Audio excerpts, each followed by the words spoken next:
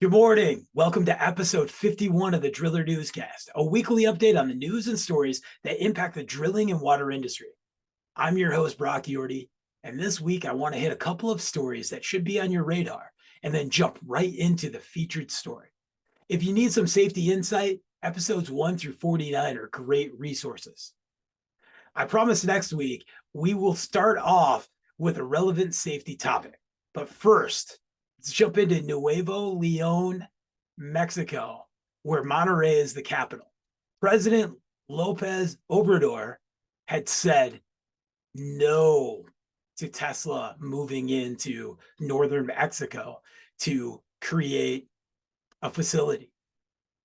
But late last week, he made a decision with a discussion with Elon Musk about them not using any of the local water because let's face it, 2022 with the Colorado Compact and the fact that we're not giving that 1.5 million acre feet of water that had originally been agreed upon, they actually had to build a 100-mile pipeline in order to pipe in more water for the area. And now we want to bring in another major facility. We already see that Coca-Cola and many other plants down there are using their water allotment while locals are not getting water. Well, a discussion between Obrador and Musk came with they would only use recycled water. And this is a big thing because Mexico wants to be in the electric car industry. More importantly, they want to build batteries, which is ironic because there isn't a lithium deposit that we know of, not to mention the environmental implications.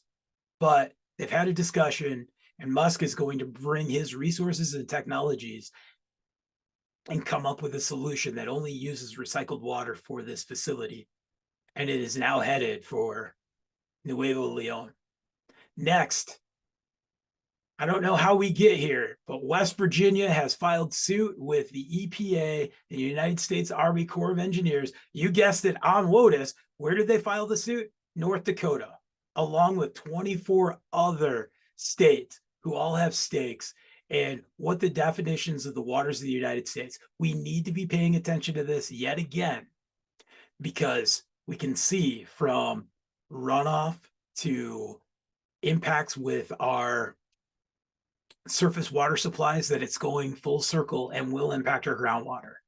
We still don't have any notice from the waters of the United States. For our feature this week, we're going to jump right in right now to women in drilling, women in construction industry.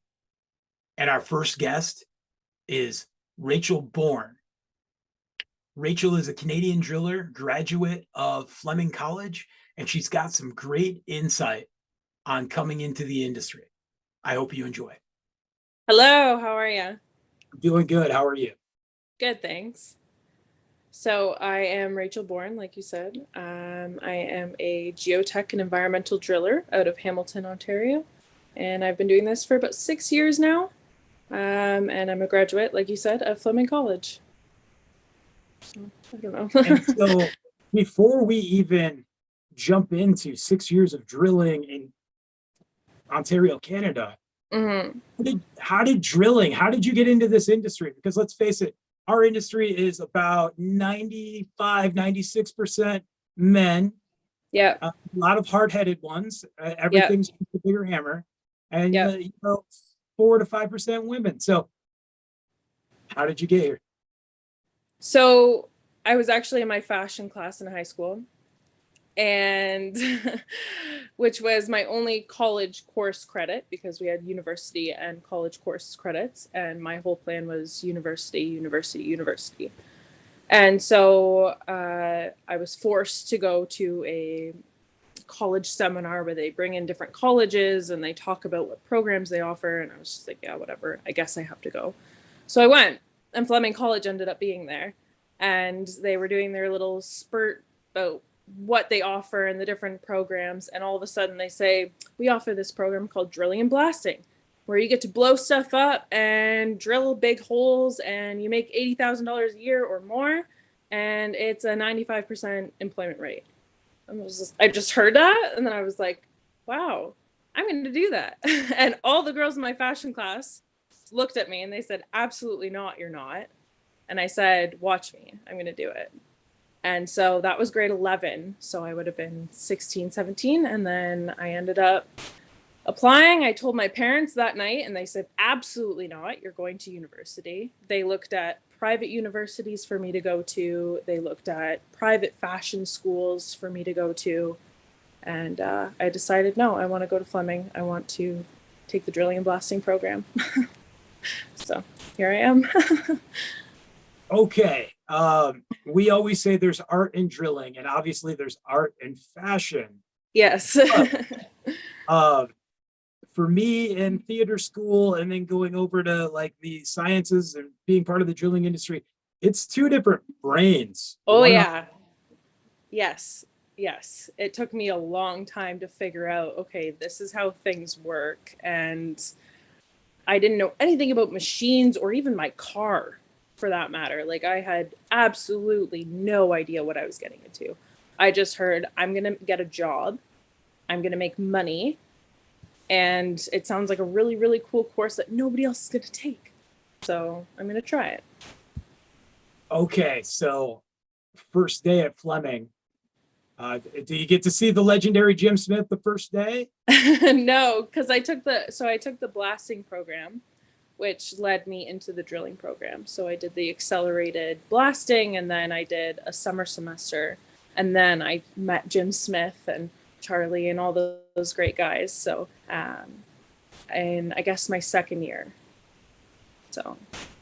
Okay. You know what? If I could go back in time and I knew I could take a class on blowing things up first, I'd have probably done the same thing. Yeah, it was pretty cool. It was a pretty cool course. I don't think I'll ever use it in my life.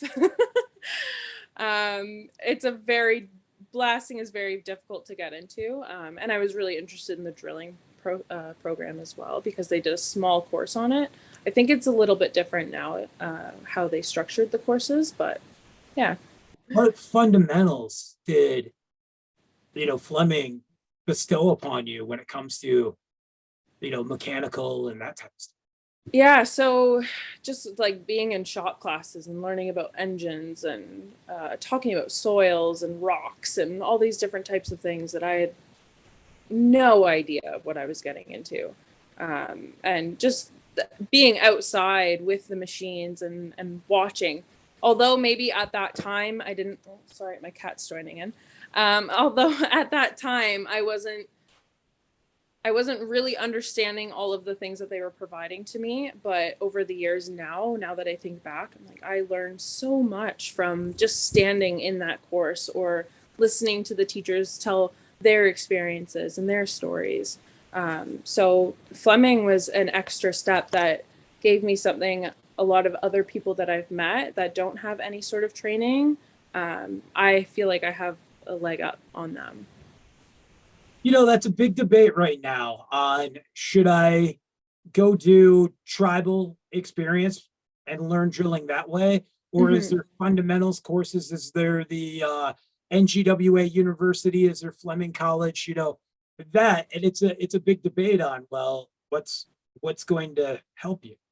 Yeah, I think education is so important. And even just like the NDA, National Drilling Association, the NGWA, all these, the Ontario Groundwater Association, all these associations that are starting to come together that have always just been what I've been told a boys club, actually do offer a lot of great, helpful tips and courses and classes, and just being able to reach out and talk to other people. Even the Facebook group that has for the drilling Facebook group, like I've been able to go on there, whether I have a question or not, I can read other people's comments and questions, and I get information from that. So I think that more education is always better, because not everybody knows everything, and trying to figure out what's 300 feet in the ground when you're not exactly sure and nobody else can tell you, that's something that you do need to have some sort of background knowledge on to help you advance and get deeper in your hole. So I don't know. I've learned a lot from all the different things that I've done over the years, and I want to educate myself more. I feel like I will never stop learning. Did you get a job right out of graduation? Yep. I had, I think, 3 job offers right out of school. Yeah, which is great. It's funny because geotech and environmental was the only industry I did not want to get into. I was interested in getting into every other type, directional, the infrastructure, all these other things. And I ended up getting offers in geotech and environmental. So I said, fine, I'll try it. Let's see. How did you make the transition from helper to, assistant or driller? So the biggest thing was my first company that I worked with. They have steps and they have procedures, and you need to be on a certain amount of jobs. And because they did a lot of very extreme, more difficult drilling and deeper holes, I was just helper. That was it. And so I got to a point where I didn't feel like there was any movement for me at the company. And it was nothing to do with them. It was just the fact that they had everybody already lined up. They already had other helpers that had been there for longer than I had. So I decided to look elsewhere, and I ended up getting offered a position as a driller in training kind of thing. So I ended up moving to that company, and I started drilling probably within 3 months. And it started out as smaller, more shallower holes, and then as time went on, it was like, okay, you're teaching everyone here how to do mud rotary, because everyone at that company had never done muds. But me, as a helper at my old company, had done mud rotary. So I'm teaching people along the way, trying to teach myself how to do mud rotary, how to do coring, like all these things that I had learned as a helper, but now as a driller or as an assistant to another driller.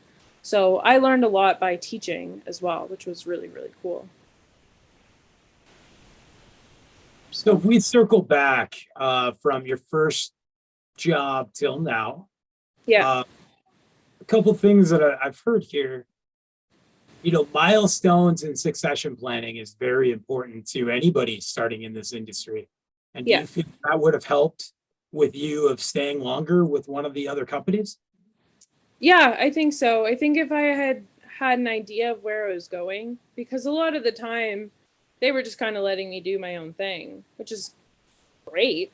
But I'm one of those people that I need to see new goals, and I need to see ahead. I can't just stay stagnant. I can't stay in one place and walk around in a circle. I have to see my advancement, my career, how I can get more money, how I can get the company more money, how I can become more successful. So all these things. And even just being a helper there, when I've worked with other technicians afterwards that have said, oh, I worked with you at your first company, I don't even remember them. At that point, I was just so stagnant that I was just like, this is a job, I'm here, and that's it.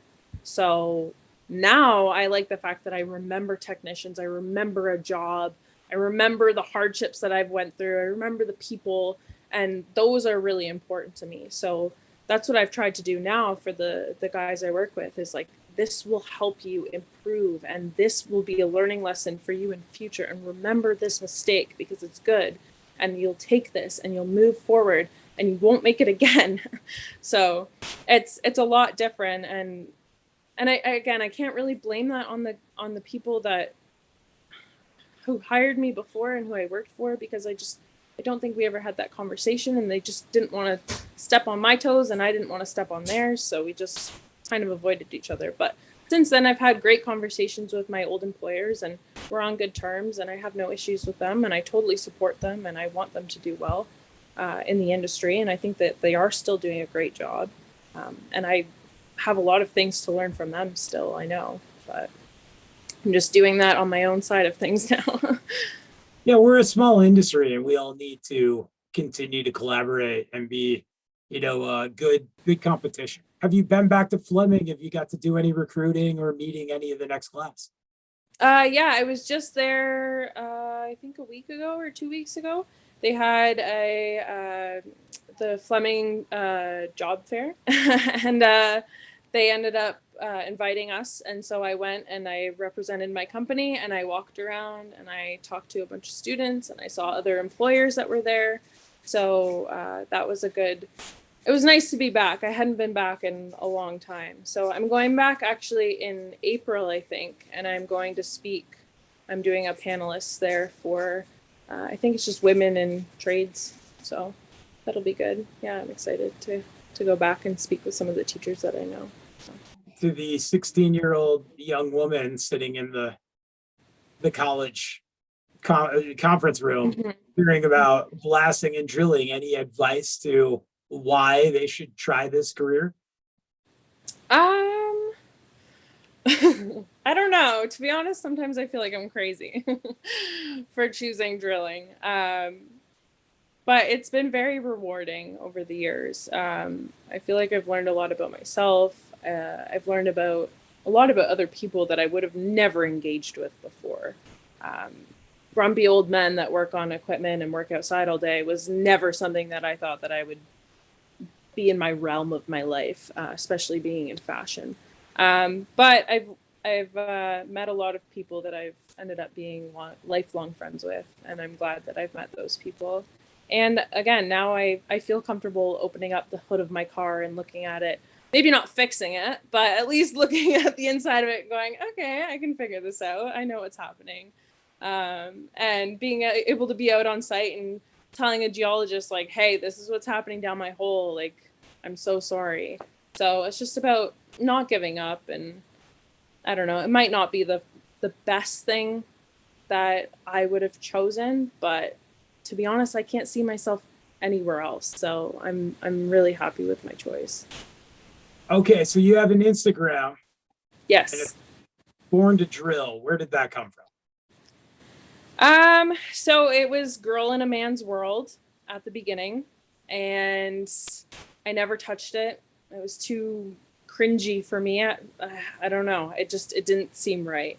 So it sat since I left college and I started in drilling, and then I ended up coming to this company that I work at now, and I sat down with the guys the one day after work. It was probably like 5 or 6 o'clock, and we're all just sitting in the shop. And I said to the guys, you guys need to help me figure out my Instagram name because I want to do this and I hate it. So the guys ended up helping me out and coming up with Born to Drill. So I think it's very fitting, and I like it. And a lot of people are like, oh, that's your last name. So. Well, excellent. Thank you for your time today. I know we're all very busy and trying to balance drilling and work and life. And then, Yeah, no, thank you for having me. And yeah, I'm happy to be a part of it. I'm happy to speak to other people that are in the industry and that maybe I haven't gotten to know too well, but now I have more information on. And just the fact that you're doing a podcast, that's awesome. thank you. Well, and it's awesome that you're advocating for the industry and the experiences. And so that's why this worked out today. Thank you, Rachel, for coming on. That was great insight. And it's important because we have a massive age gap in our industry. So we need to be able to recruit all of the youngest of the millennials and Gen Z, men and women. And her journey shows right there that we can do a better job of advocating for all sorts of diversity within our industry. I want you to think about these numbers. There's 75,699,000 women age 16 and above in the labor force of the United States. Or there's about 166 million people working in the US. That's 50-ish% of the women's US population makes up 47% of the total labor force. Construction dives a little deeper, right? 7.6 million men and women working in the industry. But however, if you jump into the Bureau of Labor Statistics, it's just over 1 million women in that industry, which makes it about 1 in 7, 1 in 8. And if we drill deeper into that, as we've talked before, of all that 7.6 million, 0.5 to 1% actually work in the drilling industry. We're now at 5% or below. So this month is Women in Construction. Actually, it's March 5th through 11th, but for the driller, it's the month. And as I reflect on our first 50 episodes, with this being episode 51, we're going to do a better job of getting a broader diversification of workers in this industry, including more women. And I thank Nancy for coming on right when this started up. But we need to do a better job of showing the great aspects of all things to do with this industry. And we're going to bring on marketers. We're going to bring on suppliers and rig manufacturers and hydrogeologists as we move on. And today we have Christine Hofer, the executive director of New York Geo, which New York Geo is paving the way right now with the state of New York and NYSERDA to show how valuable and viable the geothermal industry is and how big that is to us for drilling. New York is one of those states that has every aspect of drilling that you could encounter almost around the world. And so when we can show our country and then the world how viable geothermal is from a ground source standpoint, it's going to be huge. So I'm very excited to bring on Christine Hofer, executive director, and we'll hear about the big New York Geo show coming up April 26th and 27th, and we'll talk about the industry. I hope you enjoy. How are you doing, Christine? Hey, great. I'm doing well, Brock. Thank you so much. So I'll jump right into it. How the heck did you get into the geothermal industry? You want the answer I first gave or the real answer? So true story. I am not a geothermal person. I'm an association management person, and but I'm very well connected to the industry through my husband. And because of that, the association reached out to me and did a pretty lengthy interview process to learn a little bit more about me and how I might be able to help the association portion of the group move forward. So after about a month of chatting back and forth, they hired me as their executive director. You know, that's unique. Coming up, we're going to have Terry Morse, the executive director of NGWA on the National Groundwater Association. And, you know, he was not from the drilling industry at all. But, you know, I think there's some great insight in having a professional that's looking at a vision beyond us all just thinking about punching holes in the ground and, you know, how do we scale up? So could you talk a little bit about, you know, what type of vision and insight you bring to our association here that, you know, is there's just a lot happening with Right. media and whatnot. Right. So it's very interesting with geothermal and ground source heat pumps and this time. So I was hired just before the IRA passed. So there's obviously lots of excitement, as there should be, for that initiative that the federal government put forward. A lot to learn because there's both commercial and residential parts of that. And then the state has, you know, a number of initiatives. New York State, we have a sales tax initiative that just launched, plus, you know, 4 or 5 other initiatives. So, you know, as a board, they're volunteer, you know, individuals. There's, you know, 8 or 9 of them, and they all have jobs that they have to do. So trying to run the organization itself is hard from a volunteer basis. So Bill Nowak, who was in this position, left because, you know, he wanted to focus on certain things and couldn't do all of the things that needed to be done from an association standpoint and achieve his personal goals, which would also allow for the organization to achieve its goals, and that is to grow ground source heat pumps in New York State. And then we have John Rath, who's our director of operations, who really sits in on all the rate cases and the working with the different utilities, which is way over my pay grade because I don't know any of that kind of stuff. I mean, one of my first few days, we're talking about rate cases, and I'm like, what? There's that many different rates for electricity? I just didn't understand. So now I pay attention to my bill, but as everybody should, to be quite honest. And then there's the policy piece of it. You know, you have all of these initiatives that are happening, and how do you, you know, get your message, your voice be heard over everybody else's voice, or blend your voice with somebody else's voice. Like Terry and I should become good friends, and we should be talking about how we grow initiatives together that support the drilling industry. You know, wells and boreholes, and that boreholes and wells are not the same, but they're sort of the same technology that needs to be done. But they should not be coupled together.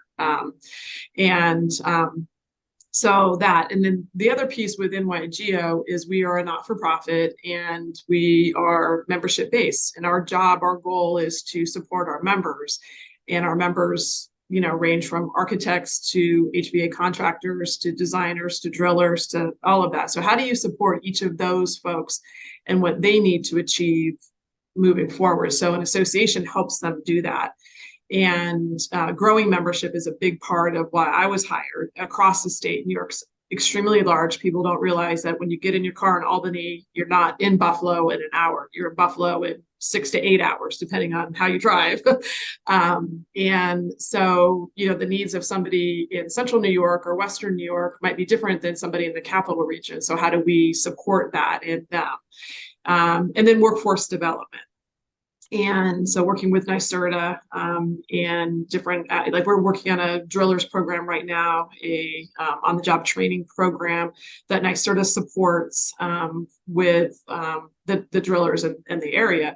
And so I'm working with our board member, Kevin Moravik, and NYSERDA to make sure that we are listening to our drillers. We're not just telling them, but we're listening to them about how we can help them achieve their goals to, and then ultimately our goals, which is adding more drillers to our network.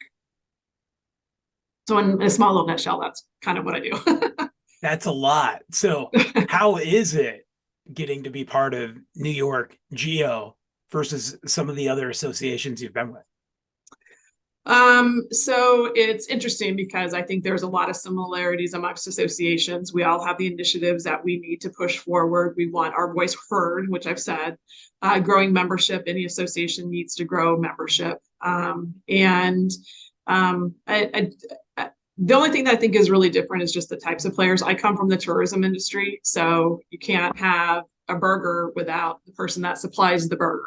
You can't have, you know, the guest room without the person that cleans the guest room. You can't have the train ride, you know, so all the different things coming together to make it happen. And so to put in a geothermal system, you can't just have one, you have to have many. And I do think that's a big difference between ground source heat pumps and air source heat pumps, is that you don't need to have a lot of that. So from a workforce development standpoint, our charge is a little greater because there are so many elements to putting in a ground source heat pump. And a ground source heat pump is basically a utility that goes into the ground for the building that you're supplying it to.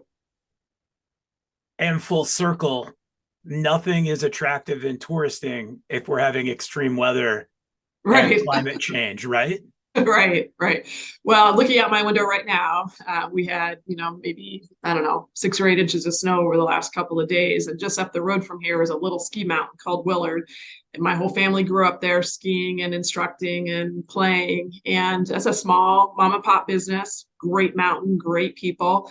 And they are at risk because of the fact that there's not enough snow. Then when we do have snow, it's too cold, it's too windy. You know, all those things that, you know, weather is a factor, and, you know, decarbonizing and getting our planet stable is important to, you know, not only geothermal, but a small business like that. And that 24-hour day is a perishable commodity. Today is never going to happen again. The revenue generated today is not going to be made up tomorrow. You know, uniquely, as I remember, like big green energy initiatives. I live in Michigan, and so I'd spent a lot of time in Ontario or Toronto. And when the big push for wind and solar happened, you know, Michigan and Ontario are very similar in farmland, very similar to New York, right? So I'd be driving and I'd look, and you'd have these large wind turbines and you'd have these solar farms. And Michigan has a big push for solar farms right now, but our farmland is very vital to us and important. And it is kind of cool that ground source geothermal leaves us the real estate to be able to continue to do these things. And 100%. The same as your ski mountain or anything else. It's utilizing our earth the best possible. Right. John, you know, using the earth from the heat from the earth to heat and cool our facilities. I mean, it's, you know, and it's, I want to say that my husband said this, but maybe somebody else did, but that I believe that almost everybody can have geothermal, but not everybody could have solar or wind. So from a sustainable standpoint, geothermal is the most logical choice. I like that. Okay, so there's a big conference coming up in Yeah. Albany. Can you tell us about it? Give us some dates. What's going to happen? So the conference is April 26th and 27th. It's in Albany, New York at the Marriott. It's a full day on the 26th and pretty much a full day on the 27th. It does end about 2:30, but we have a heat initiative that has a track that they'll go throughout the rest of the day. I could talk about everything, but I just encourage everybody to go to the website, ny-geo.org, and check out the conference schedule. There are a total of 8 tracks, 34 sessions. There's something for everybody. For the drillers, there is a full 8 tracks just for drillers. And other people are probably going to get upset with me, but this is coming from Kevin. And I believe him, is that you cannot have geothermal without a driller. So we need drillers. And so it's, you can do a open loop or you can do a pond loop. But closed loop boreholes is really, I think, where we're going. But it's a great conference, I think, for folks that are interested in geothermal, don't know about geothermal, or just simply curious. It's great for them. For drillers, especially that want to diversify and add a new element in borehole drilling, it's amazing for them. They'll meet other folks that are doing it and listen to some of the challenges that they've been able to overcome and why they should get into it. And as our world evolves and decarbonizes, it's the natural way to go. And that's Kevin Moravec, who Right, is a great voice of geothermal, especially for New York State, the Great Lakes states.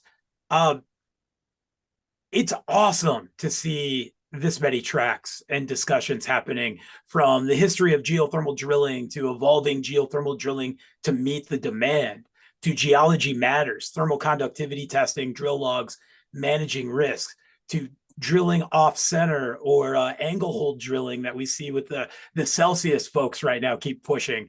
And then easier said than done, what you need to know about going beyond 500 feet. And we don't have enough difficult conversations about drilling in our industry. And it's discovering the unknown. And Kevin's right. Actually, no civilization progresses without drilling first. From geotechnical to water to natural resources to the rare earth minerals we need for any of those HVAC systems, in technology. So he is very right. It's aligning our tribal knowledge with the engineered solutions and the architects and the customers. And it's kind of taboo for us, or secret society, right? Everybody's like, oh no, the drillers are here. Like we're the Vikings showing up. Everything is a hammer to us. Oh, great. Now they're going to show up with helmets and horns. I hope so. But it's, I hope the industry takes lead to these topics, because I think this is going to be very beneficial. It's one of the reasons, as this was going back and forth, I was like, we need to get you on to talk about it. Thank you. And now you're going to have to poke Kevin in the side and see if we can't get him to pop on for 5 minutes. Yeah, definitely. He's not. Oh yeah, definitely. Yeah. And he's great because he's a great advocate for geothermal. He's a great advocate for drilling. He does a really good job for NYGEO to make sure that we balance and that all voices are heard, which is super important, because sometimes, regardless of your industry, what you're doing, it's, you listen over here, but you don't hear over here, and you need to listen and you need to hear. So he does a good job of making sure that we do that, which is wonderful. And the state of New York is scaling so fast. The 2 million residential homes that they'd like to do, outside of all the universities and city buildings, and New York City's initiative of, no fossil fuels and, anything under 7 stories right now. And the next initiative is every new build, right? Right. Yeah. Yeah, so they did change it a little bit, but eventually every building will be, no fossil fuels, which is good, and it can be done. New York State's interesting. We have the oldest housing stock in the United States. So I'm sitting in a very old building. So, I think, work needs to be done and how to best help a building like the one I live in become geothermal. And, as the technology is evolving quickly, that will be able to happen. And that's Which why is a we good thing need with the drillers. conference, because right, and then you have those conferences and you have those conversations on how to do that. So last question. What excites you the most about 2023? Do you want the real answer? I think for me is continuing to learn, continuing to be able to educate people about geothermal, and to get out there and grow geothermal in New York State, grow our membership, and really be the when people ask questions, they say, "Oh, NYGeo, they know how to do that. Oh, NYGeo, they're good. They're going to have the answer for you." And if we don't have the answer, we'll find the answer for them. And that's what it's about, being part of an association is, Right. The support, the collaboration, the larger voice, because let's face it, our electric utilities, the other net zero utilities out there, and fossil fuel industries got great big voices, are Yeah. making sure their voices are heard as well. So we Yeah. advocate for what we believe in, or we're no longer loud enough to be seen. Exactly. And really our board, the NYGO board, does a really, really, really good job of that.